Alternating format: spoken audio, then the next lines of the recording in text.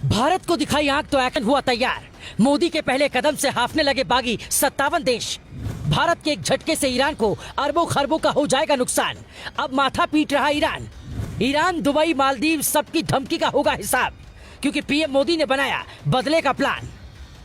4 दिन पहले तक जो देश हिंदुस्तान को आंख दिखा रहे थे और मोदी को झुकाने की बात कह रहे थे, अब उनकी हालत खस्ता हो गई है।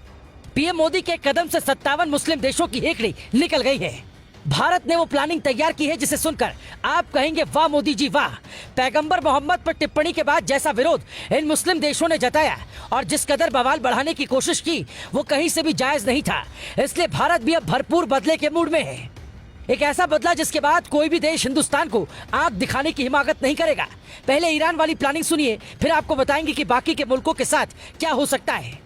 ईरान के विदेश मंत्री हुसैन अमीर अब्दुल्लाहियान जब 8 जून को भारत के दौरे पर पहुंचे तो शायद इस उम्मीद में थे कि अमेरिका प्रतिबंधों के बावजूद जैसे रूस से भारत तेल खरीद रहा है, वैसे ही ईरान से भी खरीदने पर हामी भर देगा। क्योंकि साल 2019 में जब से अमेरिका ने दोबारा से ईरान पर प्रतिबंध लगाया, भारत ने तेल खरीदना बिल्कुल बंद कर दिया। जबकि साल 2018-19 में भारत ने ईरान से 2.4 करोड़ टन कच्चा तेल खरीदा था, जिसकी कीमत का अंदाजा लगाएंगे तो यह अरबों रुपए पहुंच जाएगा। इसलिए मार्च 2022 में ईरान के राजदूत अली चेगनी ने कहा कि भारत चाहे तो दोनों देशों के बीच व्यापार फिर से शुरू हो सकता है। तेल का ये व्यापार डॉलर में नहीं बल्कि दोनों देशों की अपनी अपनी करेंसी में होगा। मतलब डॉलर की कीमत बढ़ने से इसका असर भारत पर नहीं पड़ेगा। ऐसे कई ऑफर ईरान ने भारत की सरकार को दिए थे, लेकिन भारत ने कोई जवाब नहीं दिया। अब पैगंबर मोहम्मद पर टिप्पणी के बाद जब ईरान ने भारत के राजदूत को तलब कर लिया तो लगा कि ईरान तो भारत का दोस्त है, फिर भारत के खिलाफ कैसे जाने लगा है।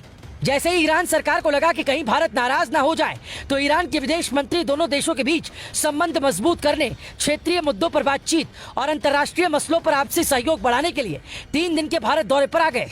इसके बाद मीडिया में खबर आने लगी कि मोदी सरकार रूस की तरह ही ईरान की मदद करेगी। भारत अगर तेल खरीदता है तो ईरान को अरबों रुपए का फायदा होगा, लेकिन कई बैठकों में इस पर कोई बातचीत की खबर सामने नहीं आई। ईरान के विदेश मंत्री पीएम मोदी से भी मिले तो विवादों पर बात नहीं हुई, बल्कि रिश्तों की मजबूती पर बात हुई। यानी मोदी ने कह दिया कि अभी हम तेल खरीदने के मूड में नहीं है। वैसे भी भारत किसी एक खाड़ी मुल्क के भरोसे नहीं बैठा है, बल्कि अप्रैल 2021 से जनवरी 2022 के बीच भारत सरकार ने जो तेल खरीदा है उसमें सबसे ज्यादा 22.14 अरब डॉलर का तेल इराक से, 16.4 अरब डॉलर का अरब से, 9.02 अरब डॉलर का यूएई से और America, Nigeria, Kuwait, Mexico, Oman, रूस और ब्राजील से करीब 27 अरब डॉलर का तेल खरीदा है।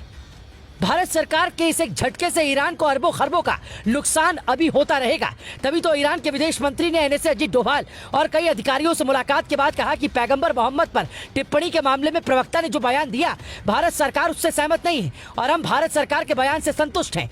इसके अलावा मुलाकात के बाद ईरान के विदेश मंत्रालय ने अपनी वेबसाइट पर यह लिखा था कि विदेश मंत्री हुसैन अमीर अब्दुल्लाहियान को एनएसए अजीत डोभाल ने बताया कि जो लोग पैगंबर के खिलाफ विवादित टिप्पणी करते हैं उन्हें सबक सिखाया जाएगा, लेकिन बाद में डिलीट कर दिया गया।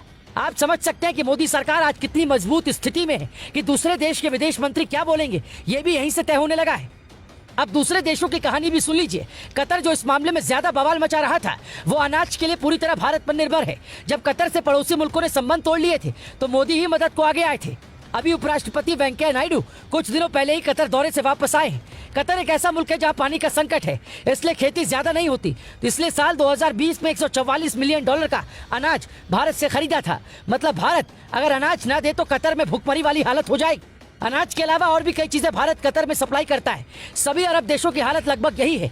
तभी तो अनाज, फल, सब्जियां और मीट, जो भी खाने की चीजें हैं, वो भारत से जहाजों में लद लद कर इन देशों तक पहुंचते हैं और उधर से भारत तेल मंगवाता है।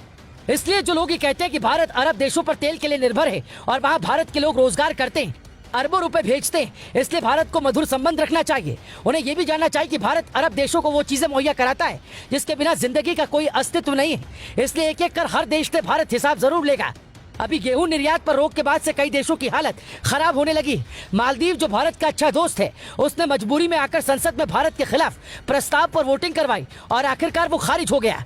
भारत की हालत अब पहले वाली नहीं है, बल्कि अब भारत खुद से स्टैंड लेना जानता है और विदेश नीति की भारत का दुश्मन पाकिस्तान भी मुरीद है। इसलिए दुनिया कुछ भी कहती रहे, मोदी और उनके मंत्री अपने काम में लगे रहते हैं और जब जरूरत पड़ती है तो दुनिया को बता देते हैं कि भारत को आंख दिखाने की भूल मत करना, वरना अंजाम ठीक नहीं होगा।